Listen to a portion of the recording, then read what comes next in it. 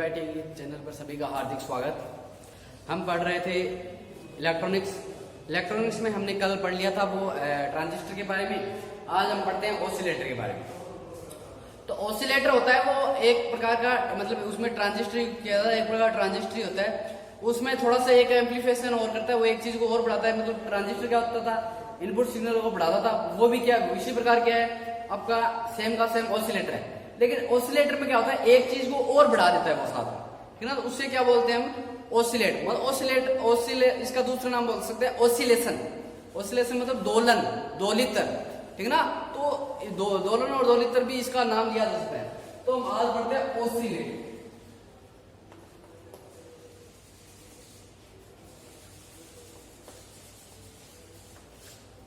Oscillator, तो oscillator क्या होता है भाई, एक ऐसी युक्ति, मेनली आपको सीधा सीधा पूछ ले तो आपको क्या बोलना है कि एक ऐसी इलेक्ट्रॉनिक युक्ति जो क्या करती है अभी, फ्रीक्वेंसी को बढ़ा देती है।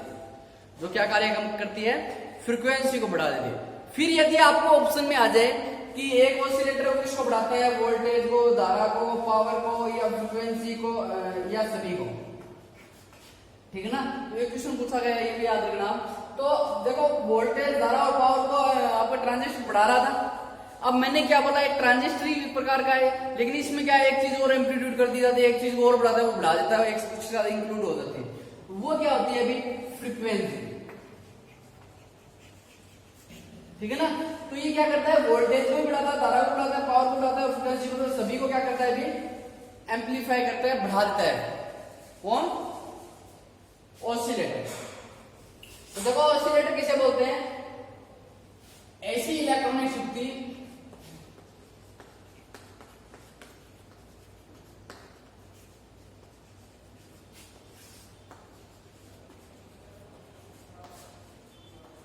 जो क्या करती है, फ्रीक्वेंसी को क्या करती है, मेन रूप से आपको याद रखना है, फ्रीक्वेंसी क्या करती है, बढ़ा दे।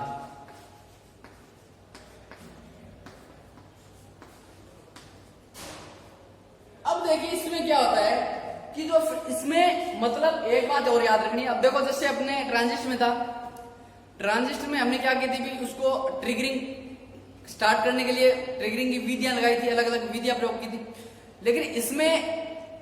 लेकिन उसमें क्या थी, इनपुट वोल्टेज बढ़ा रहे थे, तभी तो उसके अंदर आउटपुट, या तो वोल्टेज बढ़ा रहे थे, धारा से बढ़ा रहे थे, उससे उसके अंदर आउटपुट में जो वो बढ़ी हुई मात्रा मिल रही थी।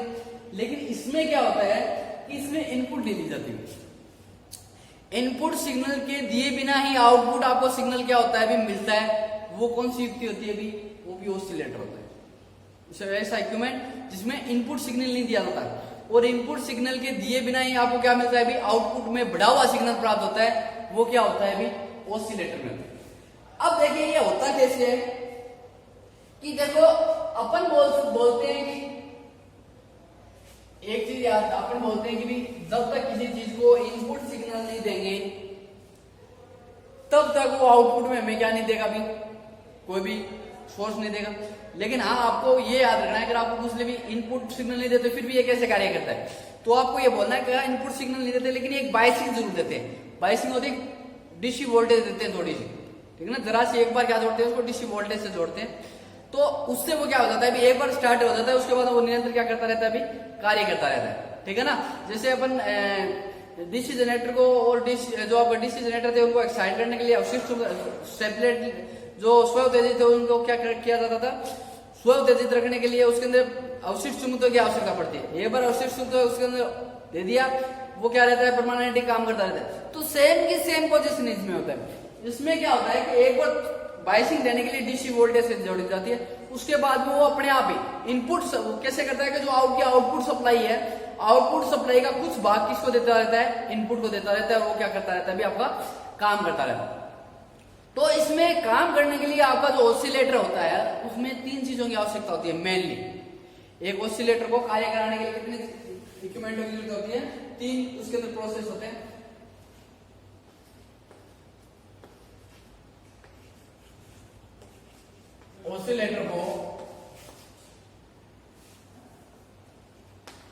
ऑसिलेटर में मुख्यतः तीन भाग होते हैं। अब देखिए तीन भाग कौन कौन से,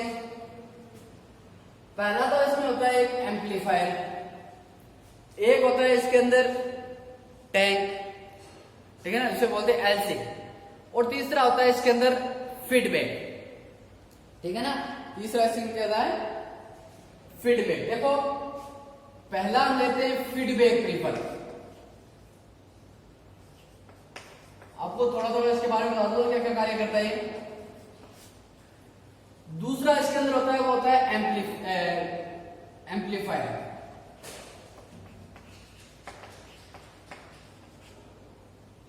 एम्पलीफायर क्या, एम्पलीफायर का क्या भी ऑसिलेटर दूसरा रूप है, इसका एम्पलीफायर का ही कौन सा रूप है, ऑसिलेटर। एम्पलीफायर क्या कर रहा था, तीन चीजों को बढ़ा रहा था, और ये क्या करता है उसके साथ एक फ्रीक्वेंसी, और क्या फ्रीक्वेंसी क्या करता है, ऐड कर देता है, ठीक है ना।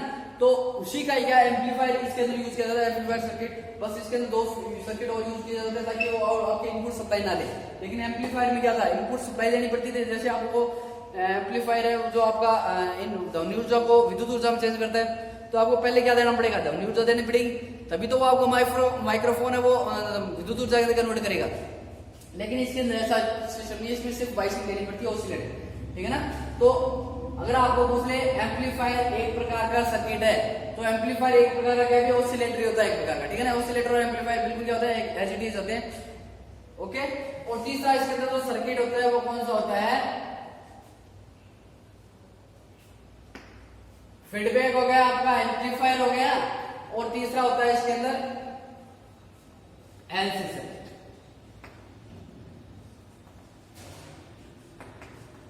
एलसी सर्किट या इसको बोलते हैं टैंक सर्किट, इस नाम से भी याद रखना। अब देखिए इसमें तीनों का क्या क्या काम होता है। देखो फीडबैक जो सर्किट होता है, इसमें जो मेन काम करता है, मेनली जिसका मुख्यतः काम जो हो रहता है वो टैंक सर्किट का होता है। इसका होता है टैंक सर्किट का। जो फीडबैक सर्किट है वो क्या करता है कि जो इसके अंदर जो आवृत्तियां होती है, ठीक है ना, जो आवृत्ति दोलन आवृत्ति होती है उसकी मात्रा को क्या करता है, ये बढ़ाता है, ठीक है ना। आवश्यकता के हिसाब से दोलन आवृत्ति को क्या करता है, ये उसके हिसाब आवश्यकता के हिसाब से दोलन आवृत्ति को क्या करता है, ये सेट करता है, उसके आयाम को सेट करता है। ये किसका काम होता है, फीडबैक। किसका होता है भी, फीडबैक परिपथ का क्या काम होता है, जो दोलन आवृत्तियां हैं उनको आवश्यकता के हिसाब से क्या करता रहता है, ये सेट करता है। फिर है एम्पलीफायर सर्किट। जो एम्पलीफायर सर्किट है, जो एम्पलीफायर है उसका क्या काम होता है, इसको स्टार्टिंग करना, मतलब स्टार्टिंग में इसको क्या देना, अभी बाई डीसी के द्वारा जोड़ के इसको स्टार्ट करने का, जो परिपथ को इसके अंदर फ्रीक्वेंसी देके या वोल्टेज देके धारा देके इसको स्टार्ट करने का जो काम होता है स्टार्टिंग में, तो वो किसका काम होता है, एम्पलीफायर, ठीक है। फिर है टैंक सर्किट। अब टैंक सर्किट क्या काम करता है, टैंक सर्किट क्या काम करता है, टैंक सर्किट का काम होता है कि जो आपने आउटपुट जो आपको मिलती है, उस आउटपुट को मतलब क्या करना, उसके आउटपुट को हमेशा निर्धारित रखना, ठीक ना। वो कौन सा सर्किट है उसके हिसाब से ये टैंक सर्किट कार्य करता रहता है। फीडबैक का एक काम और होता है, फीडबैक क्या काम करता है, फीडबैक जैसे मान लो आपको आउटपुट में जो पावर मिली है, जो आपको आउटपुट मिली है, उस आउटपुट का कुछ अंश किसको देना, इनपुट को देना। ये हम विस्तार से पढ़ेंगे, ठीक है ना। ये किसका काम होता है, फीडबैक परिपथ का काम, ठीक है।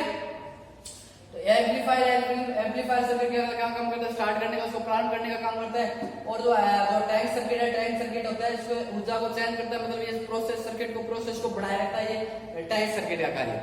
देखो कैसे कार्य करता है, इसको बाई डायग्राम से समझेंगे।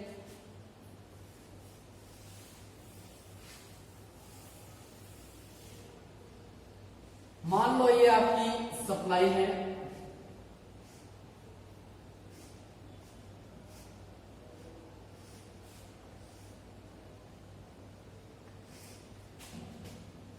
इसमें एक स्विच यूज किया जाता है,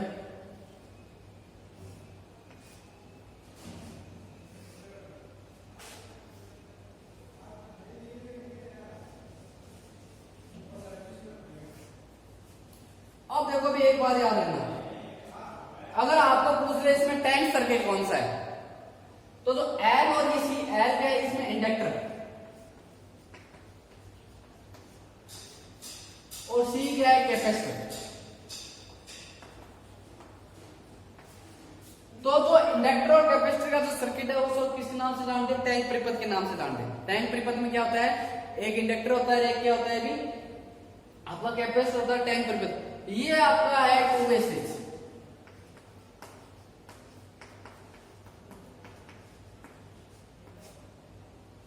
ये क्या है, टू वे स्विच, ठीक है। अब देखो मैं इसको जोड़ देता हूं। अब देखो स्टार्टिंग में क्या करता हूं, मैं इसको इससे जोड़ देता हूं। हाँ भी एक बात और बता दें, थोड़ी सी एक बात और ध्यान रखना। चलो इसमें बता देता हूँ, आगे चल के बताता हूँ आपको कि जब इसको सप्लाई से जोड़ेंगे तो इसमें कैपेसिटर में सप्लाई आएगी।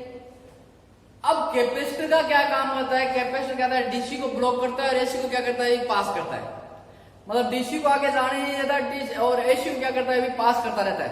वो किसका काम होता है, कैपेसिटर का काम होता है, डीसी टू ब्लॉक और एसी टू पास। अब मैंने जैसे इसको डीसी सप्लाई जोड़ी तो डीसी सप्लाई ये जब तक कब तक लेगा, जब तक ये क्या ना हो जाए, चार्ज ना हो जाए। जब तक ये आवेश को ग्रहण करता रहेगा तब तक क्या ना हो जाए, चार्ज ना हो जाए। क्योंकि इसके अंदर सप्लाई कौन सी दी हमने, डीसी की। इसका सर्किट ये कंप्लीट हो रहा है। इसमें यहां से धारा चलेगी और यहां से धारा का सर्किट क्या होगा, कंप्लीट होगा इसके माध्यम से, कैपेसिटर के माध्यम। तो कैपेसिटर क्या हो जाएगा, फिर आप आवेशित हो जाएगा।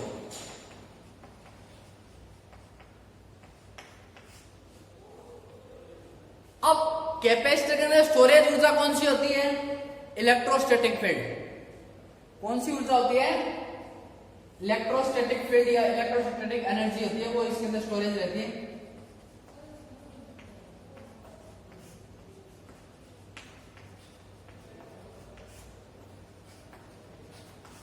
ठीक है ना।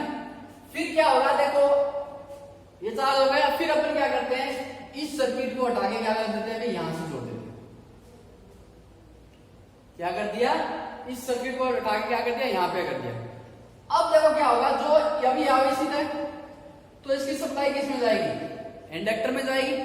अब ये इलेक्ट्रोस्टैटिक जो ऊर्जा है वो किस में कन्वर्ट हो जाएगी, इंडक्टर में जाने के बाद में मैग्नेटिक ऊर्जा में। इसमें मैग्नेटिक ऊर्जा में किस में चेंज हो जाएगी, चुंबकीय ऊर्जा हो जाएगी भी। अब देखिए मैं एक बात बताता हूं आपको, यहां से इसने जो ऊर्जा संग्रहित की वो किसमें की, डीसी में की। डीसी आवेश को इसने डीसी को किसमें कर दिया, इलेक्ट्रोस्टैटिक फील्ड में कर लिया। अब ये इलेक्ट्रोस्टैटिक फील्ड यहां पे जाएगा तो मैग्नेट बनेगी। इसमें जो मैग्नेट बनेगी वो कौन सी होगी, आयाम वाली होगी, आयाम वाली होगी। क्योंकि इसने ऊर्जा ग्रहण कर ली अपने अंदर। ये तो है नहीं कि ये एसी को देंगे तो वही ऊर्जा स्टोरेज करता है और डीसी को देंगे वही ऊर्जा स्टोरेज करता है। लेकिन ये स्टोरेज करता है कौन सी ऊर्जा होती है, इलेक्ट्रोस्टैटिक ऊर्जा होती है। ठीक है, तो इसके पास जो ऊर्जा गई वो कौन सी गई, इसने कौन सी ऊर्जा के अंदर उसके अंदर कन्वर्ट कर दिया, मैग्नेटिक। और मैग्नेटिक कौन सी होती है, परिवर्ती प्रकार की मैग्नेट। तो आप एक बात याद रखना कि इलेक्ट्रिक, पहली बात तो ये कि जो इलेक्ट्रोस्टैटिक जो ऊर्जा थी उसको किसमें कन्वर्ट कर दिया, मैग्नेटिक ऊर्जा। अब जो ये मैग्नेटिक ऊर्जा होती है इसका कुछ भाग वापस क्या आता है, अभी कैपेसिटर में आता है। तो ये तो सर्किट यहाँ से आगे वाला तो ऑफ है, ये वापस इसमें आता है, वापस इसको किसमें चेंज हो जाती है, इलेक्ट्रोस्टैटिक में। और फिर वापस क्या आ जाती है, यहाँ पे आती रहती है। तो ये प्रोसेस इसके अंदर क्या होता रहता है, अभी चलता रहता है बिना इनपुट दिए। इसमें क्या होता रहता है, आपको आउटपुट प्राप्त होता रहता है। आउटपुट से ही वापस क्या आती है, इसके अंदर इनपुट आती है। आउटपुट से ही वापस क्या आती है, इनपुट आती है। समझ गए आप कि सबसे पहले आपका कैपेसिटर चार्ज हुआ, सर्किट हटा के दूसरी तरफ किया मैग्नेटिक, इसके अंदर इंडक्टर के अंदर मैग्नेटिक ऊर्जा उत्पन्न हुई। मैग्नेटिक ऊर्जा कौन सी होती है, एम्पलीट्यूड वाली होती है, होगी इसके अंदर। जो एम्पलीट्यूड वाली होगी कुछ अंश तो ये आउटपुट के अंदर दे देगा और कुछ अंश वापस क्या आ जाएगा, कैपेसिटर में आ जाएगा। कैपेसिटर फिर चार्ज हो जाएगा और फिर इसको ऊर्जा देगा और फिर वापस चार्ज होगा। ये प्रोसेस चलता रहता है। तो ये आउटपुट का जो आउटपुट है उसी से कुछ अंश आता रहता है और वापस क्या जाता रहता है, आउटपुट में ये जाता रहता है। ठीक है ना। तो ये बात आपको याद रखनी है। इस प्रकार ये क्या करता रहता है, आपका सर्किट है वो काम करता रहेगा। ठीक है।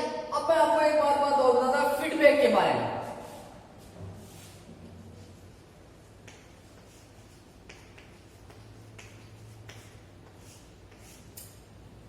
जो एक बात याद रखना है कि इसमें क्वेश्चन पूछे जाते हैं, इसमें कौन सा फीडबैक यूज किया जाता है? वैसे फीडबैक दो प्रकार के होते हैं, एक होता है धनात्मक फीडबैक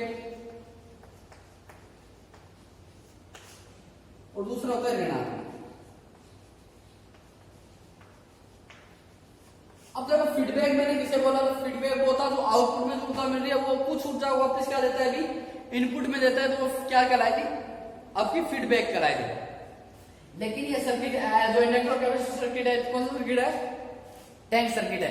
टैंक सर्किट का काम क्या होता है, टैंक सर्किट का काम होता है जो इसके अंदर ऊर्जा होती है उस ऊर्जा को आउटपुट के हिसाब से उसके अंदर क्या करना, अभी आवृत्ति के अंदर क्या करना, उसकी दोलन कराना, समय के सापेक्ष उसका क्या कराना, दोलन कराना। ये किसका काम होता है, आउटपुट के हिसाब से फ्रीक्वेंसी का दोलन कराना, ये टैंक सर्किट का काम होता है। फीडबैक सर्किट का काम होता है कि आउटपुट की ऊर्जा वापस में किस में देना, इनपुट के देना। फीडबैक का काम होता है, फीडबैक धनात्मक और ऋणात्मक। अब धनात्मक और ऋणात्मक फीडबैक क्या था, आपको परिभाषा से बताता हूं सीधा कि धनात्मक फीडबैक वो होता है जो आपने इनपुट सप्लाई दी है, जो इनपुट जो वोल्टेज धारा दी है उसका सिग्नल के साथ क्या हो जाए, भी मैच हो जाए। वो इनपुट या सिग्नल के साथ क्या कर जाए, मैच कर जाए या जुड़ने वाला स्वभाव का हो जाए, तो वो कौन सा होगा भी, धनात्मक फीडबैक। मतलब जो आपने इनपुट में जो धारा और वोल्टेज दी है वो सिग्नल के साथ क्या कर जाए, मैच कर जाए या सिग्नल के साथ जुड़ने वाले स्वभाव के हो जाए, तो वह कौन सा फीडबैक होगा, धनात्मक फीडबैक। ठीक है।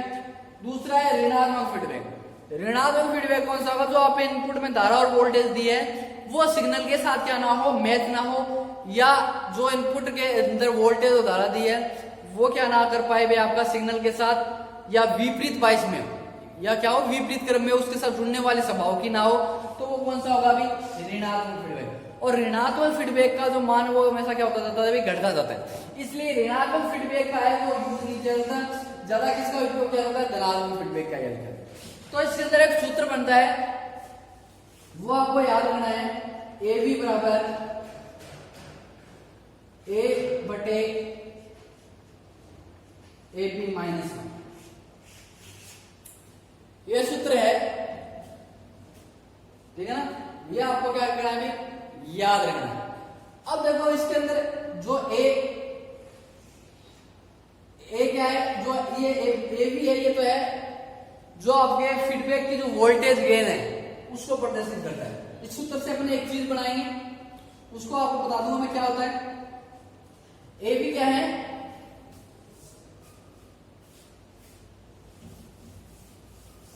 आपको इतना याद रखना कौन से फीडबैक के काम करता रहता है, ये धनात्मक फीडबैक का। अब ए बी ये क्या है, इनपुट की वोल्टेज गेन।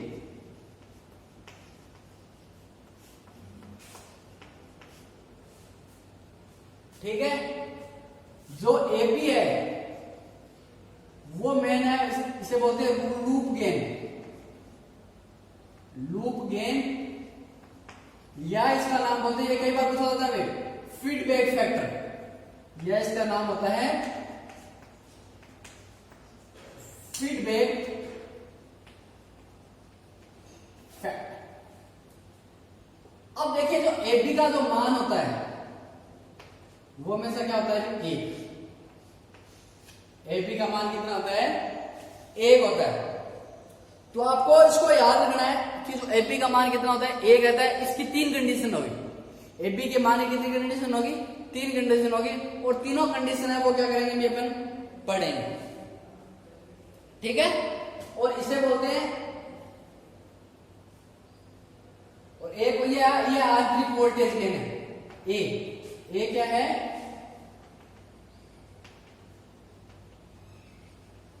आंतरिक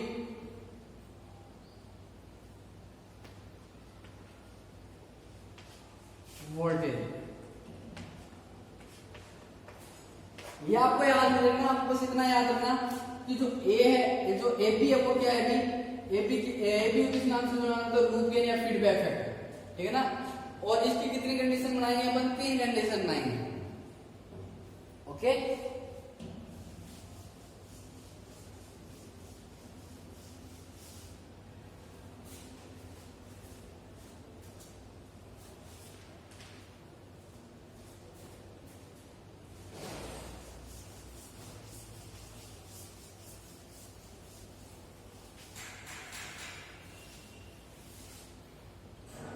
अब देखो अपने ए बी पढ़ा,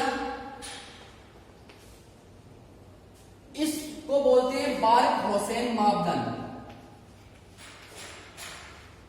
क्या बोलते हैं?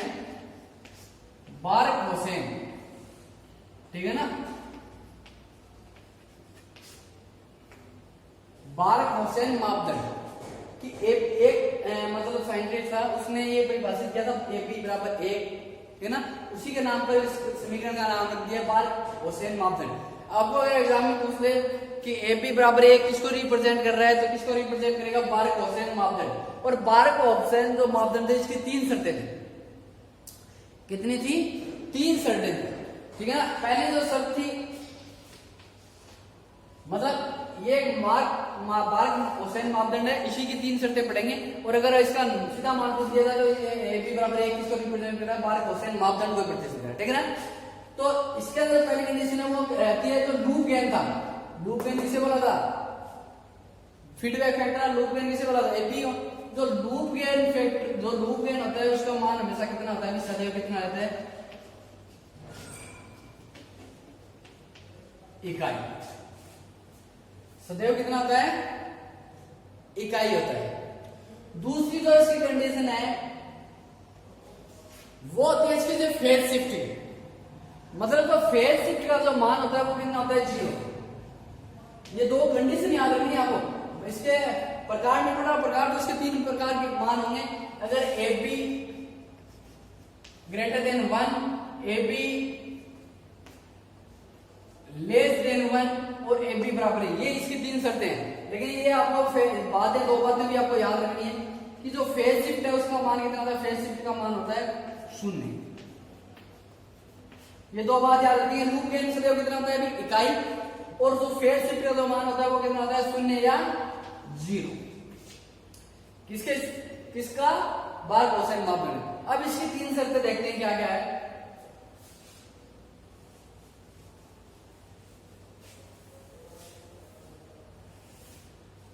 जो इसकी 3 शर्तें हैं वो कौन कौन सी है? अभी ए बी बराबर 1, ए बी ग्रेटर देन 1 और ए बी लेस देन 1। तो इसकी जो पहली कंडीशन है वो अपन पढ़ते हैं ए बी ग्रेटर देन 1। इसमें क्या होगा कि जो आपका ऑसिलेटर की जो आउटपुट वोल्टेज है उसका जो आउटपुट वोल्टेज है उसके हिसाब से आयाम क्या रहता है? उसके साथ बढ़ता जाता है। इनपुट वोल्टेज के साथ क्या रहता है? अभी ऑसिलेटर की जो इनपुट वोल्टेज के साथ उसका आयाम क्या रहता है? अभी बढ़ता जाता है। उसे किससे बोलेंगे? ए बी ग्रेटर देन 1 के नाम से। मतलब जब ऑसिलेटर की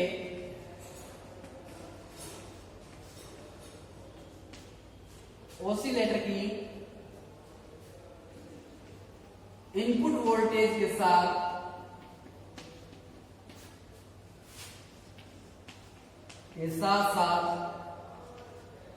आयाम बढ़ता जाता है। आयाम किसे बोला है? पल्स, जो फ्रीक्वेंसी है, ठीक है ना। फ्रीक्वेंसी अब किसके हिसाब से अपने को बाहर मिलेगी? वो मिलेगी एलसी या टैंक सर्किट के हिसाब से, ठीक है ना। वो टैंक सर्किट निर्धारित करेगा कि आउटपुट में आपको फ्रीक्वेंसी का मान है वो आयाम है, उसको आयाम से बोलते हैं, ठीक है ना। तो एम्पलीट्यूड बोलते हैं आयाम कितना, आयाम जितना ज्यादा बड़ा वो आयाम के आधार पर होता है, साथ साथ बढ़ता जाता है। अब देखिए कैसे बढ़ता जाता है, आपको रिप्रेजेंट करता हूं। जैसे ये सर्किट है, अब मैंने क्या कहा? इनपुट वोल्टेज के साथ इनपुट जो इनपुट वोल्टेज को आउटपुट से इनपुट वोल्टेज मिलेगी, उसके साथ साथ आयाम क्या होता जाता है? आपको बढ़ता जाता है। उसे किस नाम से बोलेंगे? A be greater than 1। मतलब ए बी का मान हुआ 1 से क्या होगा? अभी बड़ा होगा। तो देखो कैसे,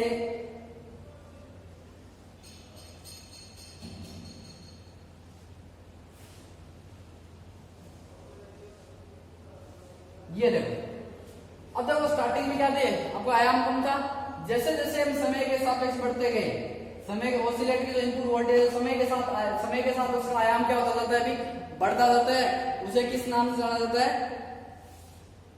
उसे ए बी ग्रेटर देन 1 के नाम से जाना जाता है, ठीक है ना।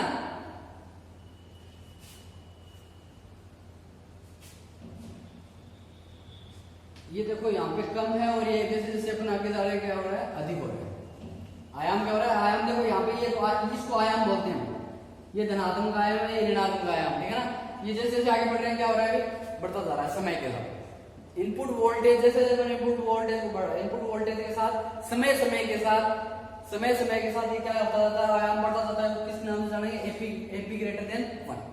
अब दूसरी बात, हाँ एक बात और याद रखना, ये क्या हो जाएगा समय के साथ, ये क्या हो जाएगा कुछ समय के बाद ये क्या हो जाएगा संतृप्त हो जाएगा।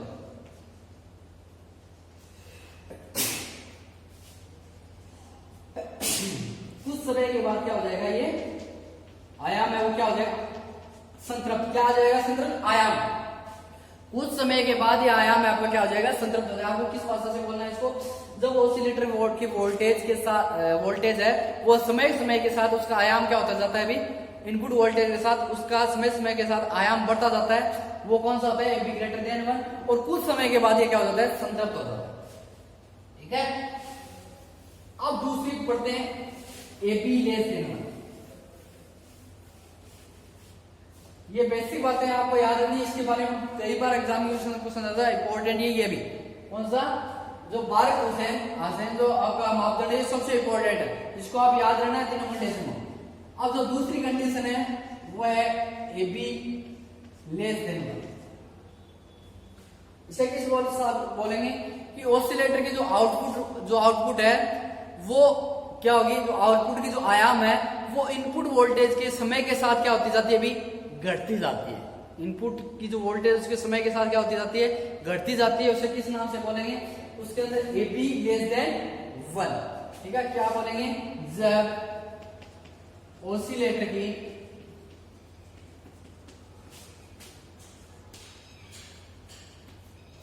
इनपुट वोल्टेज के साथ साथ इनपुट वोल्टेज के साथ साथ आयाम क्या होता जाता है, अभी घटता जाता है, ठीक है। इनपुट वोल्टेज के साथ साथ क्या होता जाएगी, आयाम घटता जाएगा, किसके सापेक्ष, समय के सापेक्ष, ठीक है ना। तो उसे किस नाम से बोलेंगे, अभी एपी लेस देन 1। इसे अपन रिप्रेजेंट करेंगे, देखो स्टार्टिंग में अपना मैक्सिमम था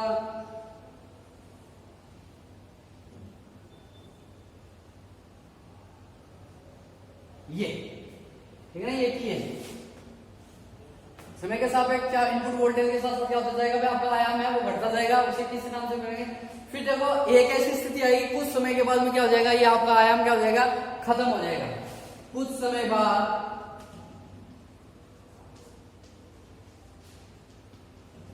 आयाम क्या हो जाएगा, समाप्त हो जाएगा। ये कंडीशन याद रखेंगे। उसमें तो क्या होगा था, कुछ समय के बाद संतृप्त अवस्था प्राप्त कर लेगा। भी एक चुंबक की तरह होता है, यह तो यानी कि बढ़ता ही जाएगा, कभी ना कभी उसकी सैचुरेशन पॉइंट तो आएगी। तो उसी प्रकार इसमें क्या होता जाएगा, क्या हो जाएगा, खत्म हो जाएगा। वो कौन सा मान होगा, एबी लेस देन 1। अब तीसरी कंडीशन बढ़ते हैं, वो है एबी बराबर 1।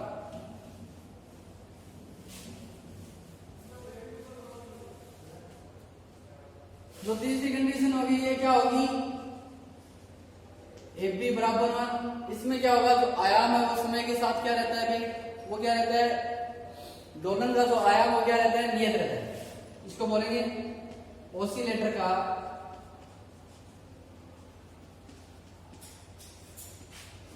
दोलन का जो आयाम है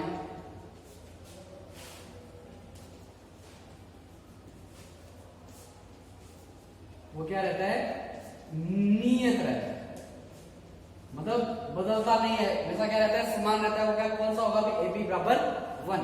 मतलब ऑसिलेटर का जो दोलन का जो आयाम है वो क्या रहेगा, हमेशा नियत रहेगा।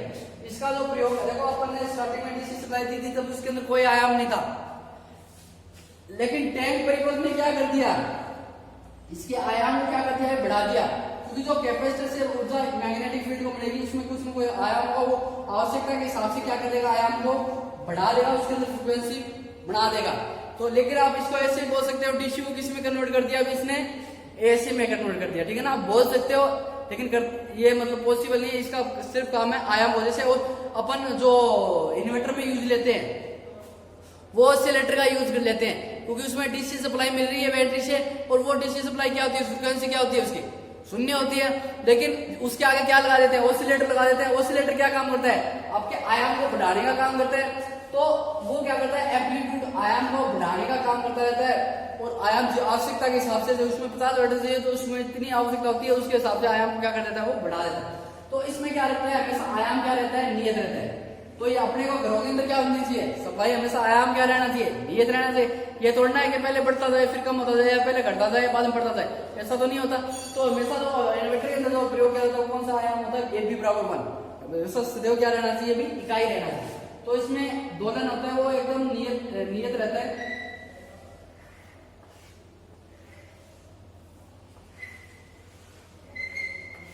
ठीक है, क्या रहता है, बिल्कुल हमेशा आयाम क्या रहता है, नियत रहता है समय के साथ। ठीक है ना, तो ये इन्वर्टर में प्रयोग किया जाता है, क्योंकि इन आउटपुट हमें पता सर्टेन चाहिए, फ्रीक्वेंसी चाहिए। अगर आपकी फ्रीक्वेंसी बढ़ जाएगी तो क्या होगी भाई, अगर फ्रीक्वेंसी बढ़ जाए तो क्या होगा इक्विपमेंटों में, तो आपका इक्विपमेंट चलेगा तो बाद में, पहले इसमें क्या होती है, हानियां ज्यादा होगी। ठीक है ना, कौन सी हानियां, लो हानियां, एडी जो लो हानियां वो ज्यादा होगी, क्योंकि एडी करंट और फ्रीक्वेंसी के वर्ग के व्युत्क्रमानुपाती समानुपाती होती है, और आपकी जो रेजिस्टेंस होती है वो समानुपाती होती है फ्रीक्वेंसी के सीधे समानुपाती।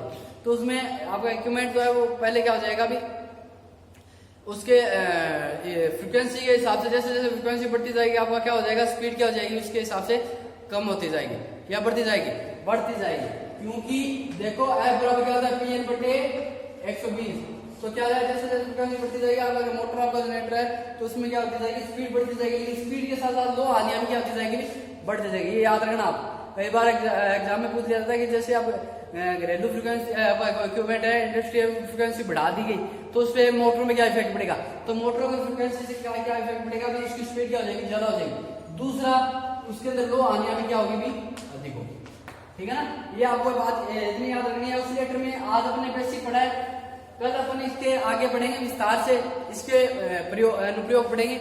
हाँ, एक बात और बता दो, इसमें जो ऑसिलेटर की जो अपन पढ़ेंगे वो दो प्रकार के होते हैं, एक तो सोल्यूडियल और एक नॉन सोल्यूडियल। ठीक है ना, एक तो सोल्यूडियल और दूसरा कौन सा होता है, नॉन सोल्यूडियल के आधार पे दो भागों में बांटा गया। इसका प्रकार पढ़ेंगे आगे। सोल्यूडियल का जैसे कोपलेट ऑसिलेटर है, जो ऑसिलेटर के प्रकार हैं, इनको जितने भागों में बांटा गया उसके आधार पे पढ़ेंगे। तो तब तक के लिए जय हिंद, जय भारत।